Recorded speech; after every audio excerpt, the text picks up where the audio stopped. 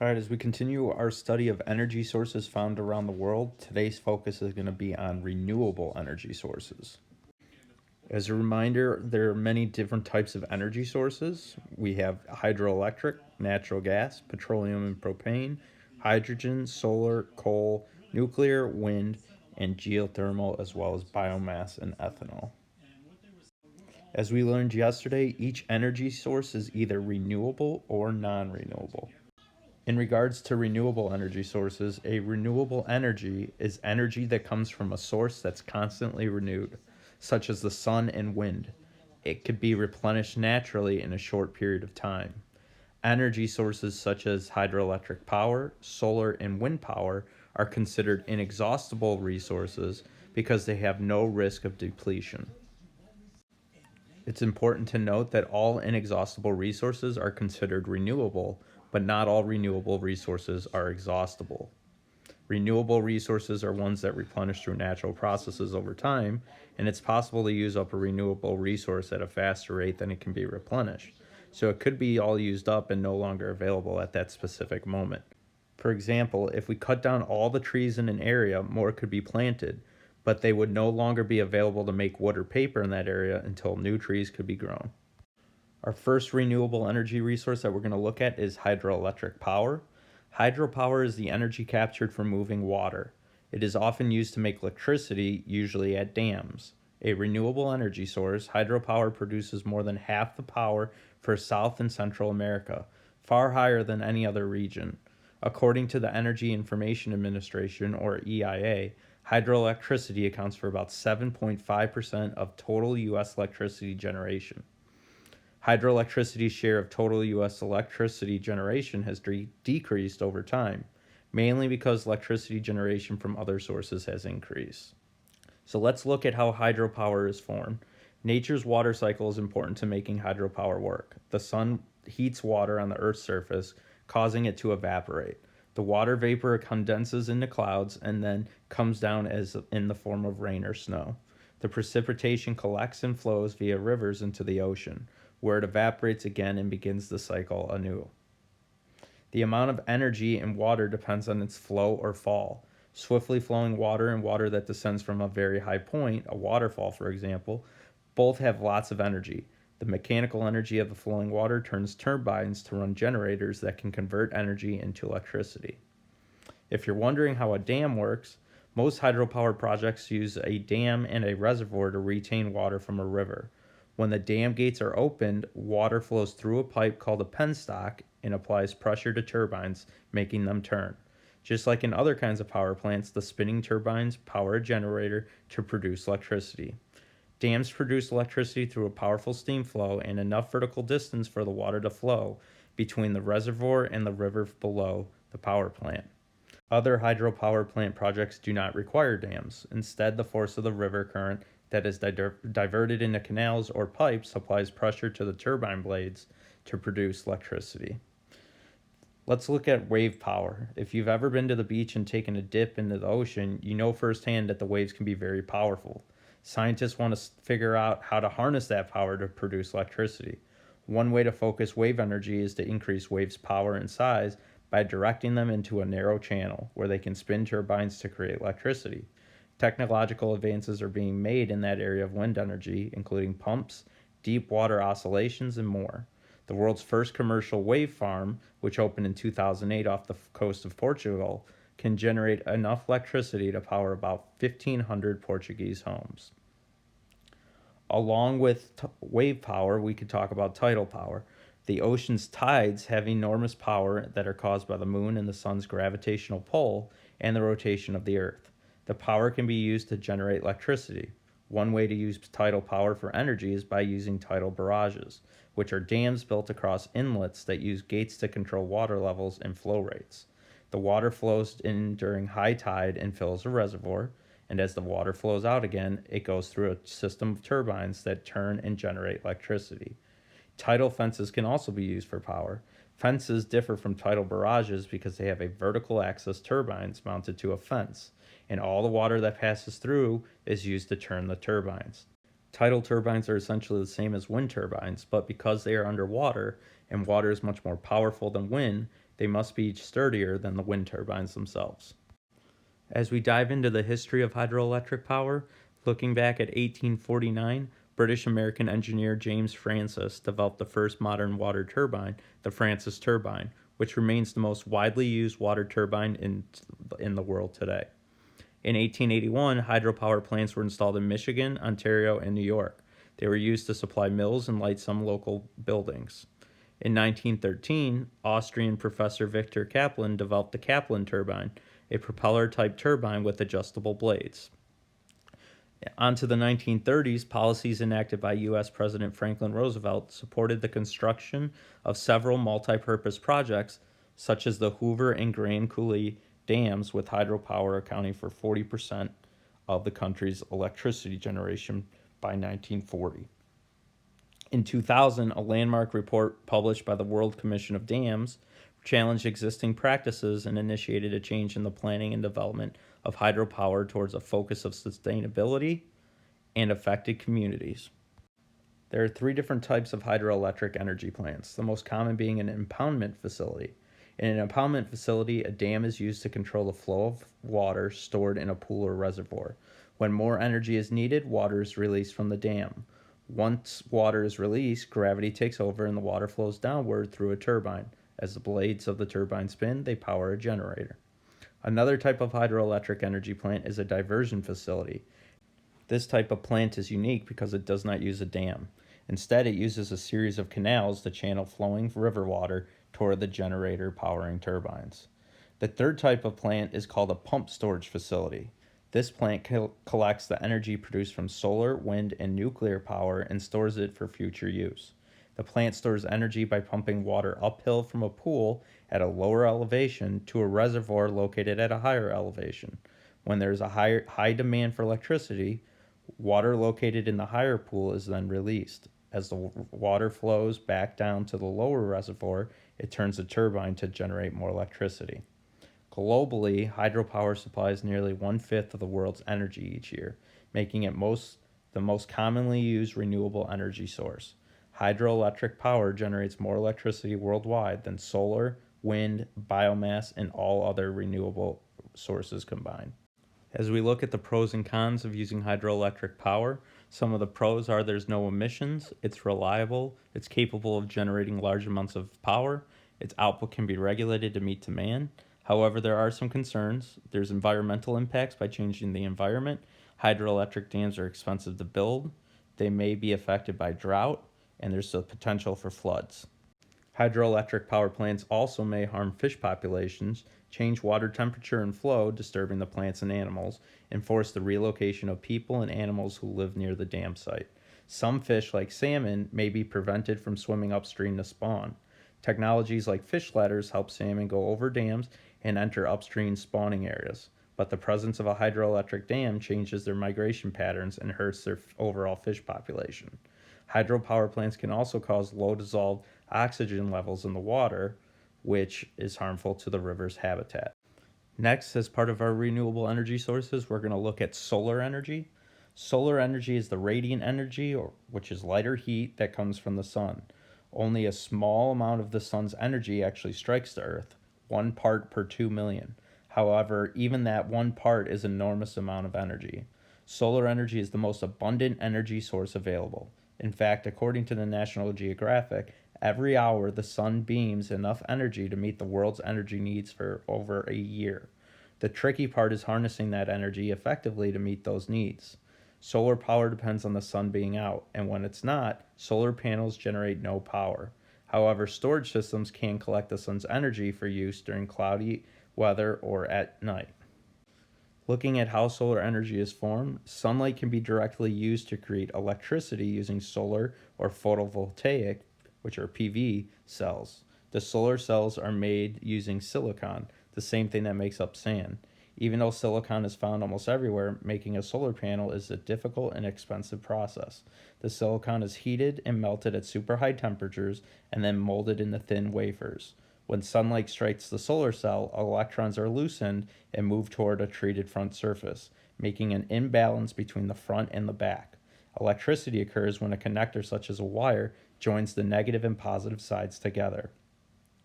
PV cells by themselves are small at about 4 inches across, and they do not generate enough power for most applications. That is why in most photovoltaic systems, PV cells are grouped into larger panels or modules that collect sunlight and convert it into electricity. These panels can be small, like those found on a solar powered calculator, or huge, covering acres of land and providing power for whole buildings. Most photovoltaic cell panels need a lot of space. Because the sun doesn't deliver that much energy to any one place at one time, a larger surface area is required to collect that energy at a useful rate. Another example of solar power is through photosynthesis. Photosynthesis is a solar power at work in nature. It is the process of converting carbon dioxide into organic compounds using energy from the sun's rays. Photosynthesis is needed to make plants, bacteria, and algae grow. It is vital for life on Earth. Photosynthesis gives us the fruits, vegetables, and grains we eat, and also maintains the normal level of oxygen in our atmosphere. Looking at the history of solar energy, in 1839, Edmond Becquerel, a young physicist working in France, observed and discovered the photovoltaic effect, a process that produces a voltage or electric current when exposed to light or radiant energy. In 1954, David Chapman, Calvin Fuller, and Gerard Pearson of Bell Labs are credited with the world's first photovoltaic cell, or solar cell. It was the first device that converted sunlight into electrical power. In 1956, the first solar cells are available commercially. At $300 for a 1-watt solar cell, the cost is far from the reach of everyday people. In the 50s and 60s, satellites in the US and the Soviet space program were powered by solar cells, and in the late 1960s, solar power was basically the standard for powering spacebound satellites. From the 1970s to the 1990s, usage of solar cells began showing up in railroad crossings, in remote places to power homes. Australia used solar cells in their microwave towers to expand their telecommunication capabilities. Even desert regions saw solar power bring water to the soil where a line-fed power was not an option. And finally, in 2017, the installed cost of solar falls to record lows. As we look at the uses and demand for solar energy is used for heating water for domestic use, heating buildings, drying agricultural products, and generating electrical energy. Solar panels are used in some homes to convert the sun's rays into electricity. Although not sold commercially, solar-powered vehicles can be found at demonstrations and educational sites globally. Solar cars use PV cells to convert the sun's energy directly into electrical energy. Solar power and other clean and renewable energy sources has the potential to make a huge impact on the 1.6 billion people around the world who live without access to electricity. Several organizations are working to promote sustainable energy programs in the world's developing countries. Take a look at Kenya. Kenya is home to more solar power systems per capita than any other country. The people of Kenya buy more than 30,000 small solar panels every year, each panel producing around 12 to 30 watts. Many Kenyans opt for this power source rather than trying to tap into the country's unreliable power grid. There are many pros and cons to using solar energy. A few of the pros include it's non-polluting, most abundant energy source available, and systems last up to 15 to 30 years. Some of the cons include that there's a high initial investment, it's dependent upon sunny weather, supplemental energy may be needed in low sunlight areas, and it requires large physical space for the PVC panels. Although solar panel recycling has not become a major issue, it will be in the coming decades as solar panels need to be replaced. When solar panels break, it is possible that they may leak chemicals when they are sealed in a functional module. If solar panels are not disposed of properly, chemical leaking may be a widespread issue. These issues are worse in poorer countries that do not have a robust type of recycling infrastructure. Next up, we have wind power. Wind energy is the process by which the wind generates mechanical power or electricity. People have been using energy from the wind for hundreds of years to pump water or even grind grain. Today, wind turbines generate electricity. Wind power has a relatively high output, but only a fraction of its potential is currently used. Wind power plants cannot produce power on demand. Their output depends on how hard the wind is actually blowing. Wind power often supplements other power sources. Wind power plants are also not feasible for all geographical locations. Consider this example. Very cold areas may not be ideal for wind power because of the small chance that ice could be thrown off the turbine blades. Wind is a form of solar energy. The sun's radiation heats different parts of the earth at different rates, most notably during the day and night, influenced by the shape of the planet's terrain, bodies of water, and vegetation. Hot air rises, reducing the atmospheric pressure at the Earth's surface, and cooler air draws in to replace it. That's how wind is created. Wind energy does not produce any type of harmful greenhouse gases or waste products. According to the American Wind Energy Association, wind reduces emissions. One modern turbine could prevent 1,500 tons of carbon dioxide from releasing into the atmosphere of the U.S. each and every year. As we look at a history of wind power, back in 5000 BC, wind energy was used to propel boats along the Nile River. And in the 1800s and early 1900s, small wind electric generators or turbines were also used widely. In the 1970s, oil shortages changed the energy environment for the US and the world. The oil shortages created an interest in developing ways to use alternative energy sources such as wind energy to generate electricity. The US federal government supported research and development of large wind turbines. In the early 1980s, thousands of wind turbines were installed in California. Moving to the 1990s and 2000s, the U.S. federal government established incentives to use renewable energy sources in response to a renewed concern for the environment. The federal government also provided research and development funding to help reduce the cost of wind turbines and offered tax and investment incentives for wind power projects. As we look at the uses and demand for wind power, wind is a renewable energy source that we can use for a variety of purposes. One of the most popular uses of wind energy is to generate electricity. During this process, a wind turbine harnesses the energy of the wind. As the wind starts to move the blades of the turbine, a generator starts to turn, which then produces electricity. Today, the technology exists to allow for us to build vast wind farms. Both onshore and offshore wind farms can power millions of homes depending on their size. Another use of wind energy is transportation. Civilizations have for many thousands of years used wind energy for sailing. A more enjoyable use of wind energy is for sports and activities that rely on the power of the wind. Wind energy has also been traditionally used in food production. Prior to the Industrial Revolution, windmills were widely used for milling grain so that it could be used for producing food such as bread. In more recent times, the introduction of electricity and motors has eliminated our need for such structures. As a result, factories can now produce items such as flour much more efficiently. In regards to the pros and cons of wind power, some of the pros include no emissions, it's affordable, little disruption of the ecosystems, and it's relatively high input. Some of the cons include its output is proportional to wind speed, it's not feasible for all geographical locations, it has a high initial investment, and it needs an extensive amount of land use. One of the most serious environmental impacts from wind energy may be its effect on birds and bat mortality. Wind turbine designs has changed dramatically in the last couple of decades to reduce this impact. Turbine blades are now solid, so there are no spinning lattice structures that entice birds to perch. In addition, the blade surface area is much larger, so they do not have to spin as fast to generate power. Slower moving blades means fewer bird collisions. As we turn our attention to geothermal energy resources are reservoirs of hot water that exist at varying temperatures and at depths below the Earth's surface. Wells a mile or more deep can be drilled into underground reservoirs to tap stream and very hot water that can be brought to the surface for use in a variety of applications, including electricity generation, direct use, and heating and cooling.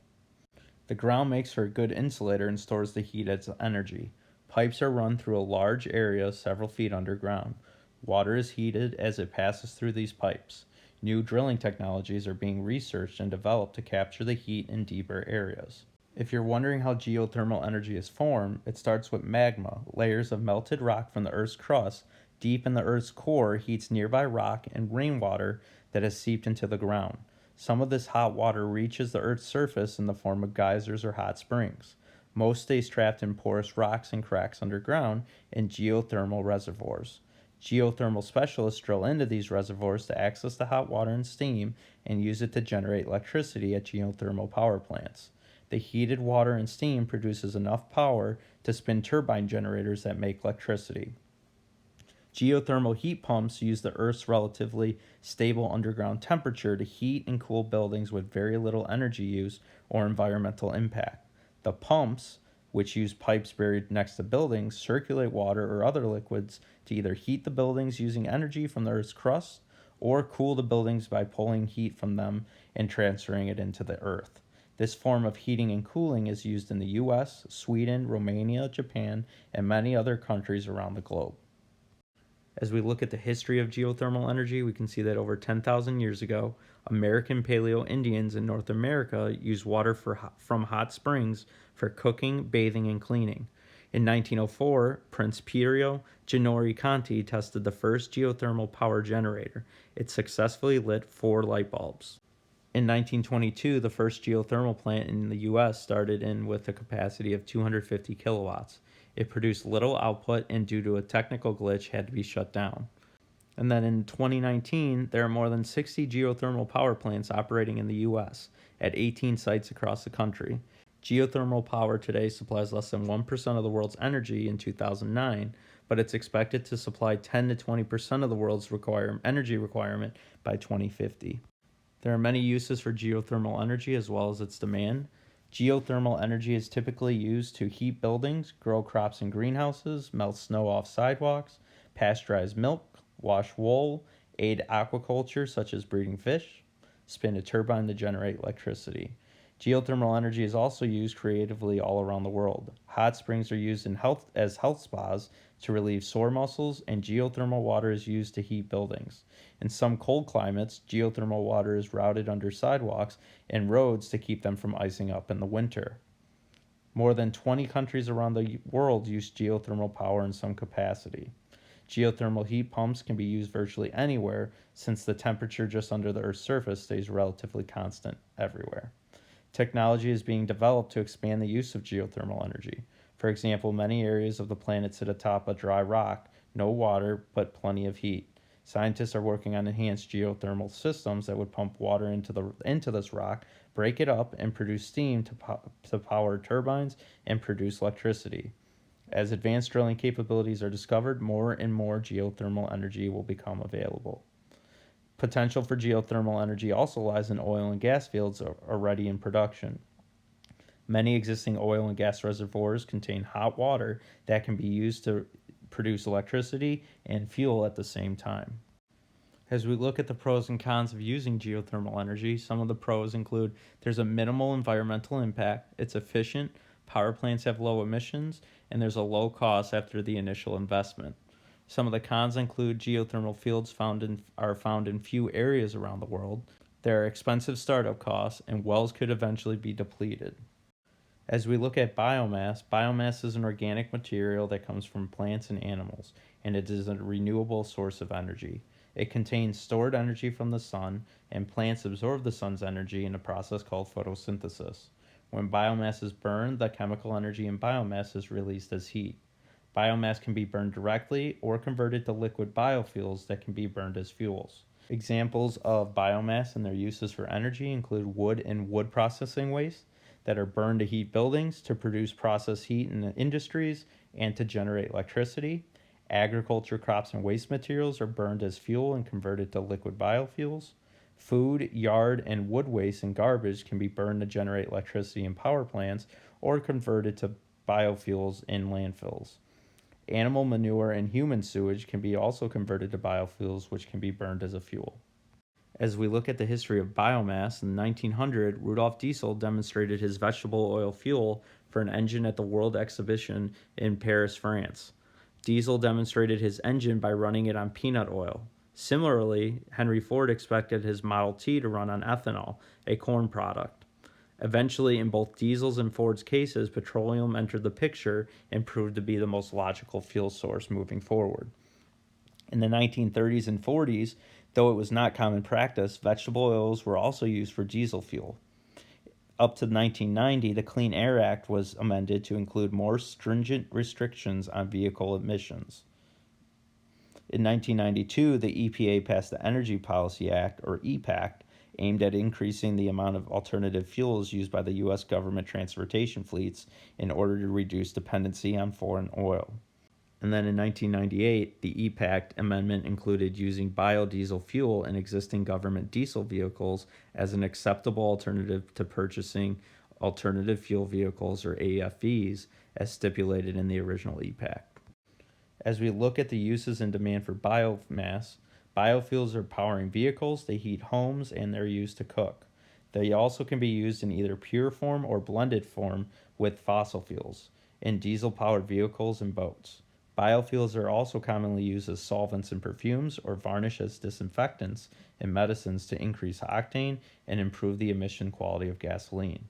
There's also emerging research that suggests that algae may someday prove to be a valuable component in the solution to the planet's growing energy demand.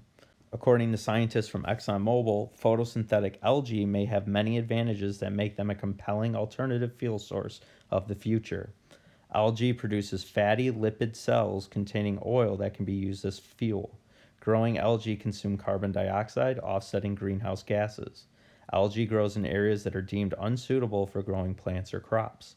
This is a benefit over biofuels, which are produced on farmland that could be used for food crops or forest land that has been cleared of trees, causing environmental concerns. Algae may also yield greater volumes of biofuel per acre than any other sources. So considering the pros and cons of biomass, some of the pros include there's an abundant supply, there's fewer emissions than fossil fuel sources, it can be used in diesel engines, auto engines can easily be converted to run on biomass fuel as well. Some of the cons of biomass include their source must be near usage to cut transportation costs, it emits some pollution, it increases nitrogen oxides and errant pollutant emissions, and it uses some fossil fuels in its conversions. I also wanted to talk to you guys about ethanol, which is a subset of biomass. Ethanol is a clear, colorless liquid made from plant materials. It is used widespread in both the US and Brazil. Several steps are involved in making it. Biomass feedstocks such as corn, sugarcane, wood residues, or crop residues are grown and are collected at an ethanol production facility. Feedstocks are converted to ethanol at the production facility, then transported to a fuel terminal by train, truck, or boat. Ethanol is blended with gasoline to make flex fuels in both the US and Brazil. And then just as I did in the non-renewable energy source video, with this one I also wanted to include some things to consider. Again, after listening to all these renewable energy sources, it's important to consider which one is going to be best moving forward. So some questions to think about are, again, how much it will cost to set up and operate. Does the energy source require storage, and will the final product be too expensive? Can it be produced on a large scale? And how will the production of the energy source impact its overall environment?